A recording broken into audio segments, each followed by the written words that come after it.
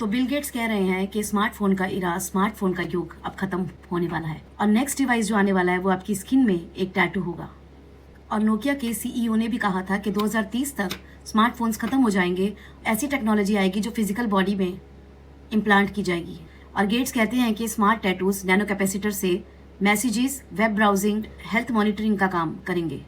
वो कहते हैं कि अब कोई स्क्रीन नहीं होगी, कोई हैवी इक्विपमेंट आपको नहीं चाहिए होगा।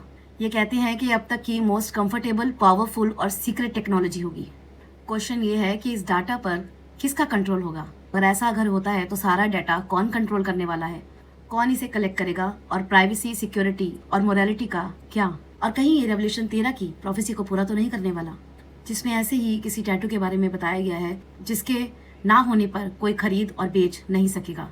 एंड व्हेन आई से दे डोंट हाइड एनीथिंग, ये कुछ नहीं छुपाते, तो मैं आपको बताना चाहती हूँ कि ऑलरेडी इस चीज को ये एक सीरीज में दिखा चुके हैं जिसका नाम है ईयर्स एंड ईयर्स, और उसमें कैरेक्टर है बेथनी जो इस डिवाइस को यूज करते हुए हमें दिखाई जा रही है।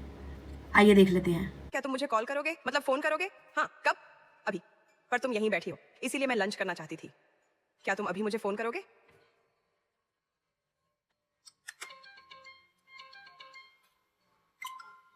हेलो, बेथनी बोल रही हूँ। हेलो, क्या आप बेथनी से बात करना चाहते हैं? हाँ, तुम क्या कर रही हो? मैं बेथनी हूँ। क्या तुम मुझे सुन सकते हो? तुम तो मेरे सामने हो, पर क्या फोन पर मेरी आवाज आ रही है?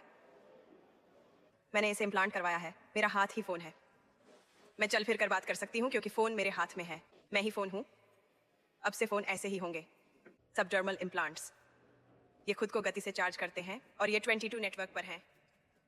मुझे यूके के 95% हिस्से में सिग्नल मिलता है, अगले साल 98% होगा।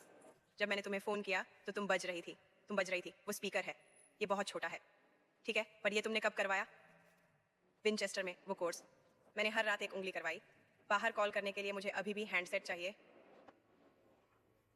देखो, तुमने मुझे बताए बिना सर्जरी करवाई, यह मानना मुश्किल है। स्किन प्लांट्स हैं, सर्जरी नहीं। मुझे पता था तुम नाराज होगी, पर मैं 18 की हूँ और तुमने भी 18 में टैटू बनवाया था, ये भी वैसा ही है। तो परमेश्वर के लोगों, प्रभु में आगे बढ़ते बढ़ते इन दिनों में जितना आप दुनिया की बातों को जानेंगे उतना आप यीशु मसीह के करीब आते जाएंगे और आपको यकीन हो जाएगा सिर्फ यीशु ही एकमात्र रास्ता है। तो प्रभु में बढ़ते रहो, बलवंत होते रहो, क्योंकि उसका आगमन निकट है। God bless you all.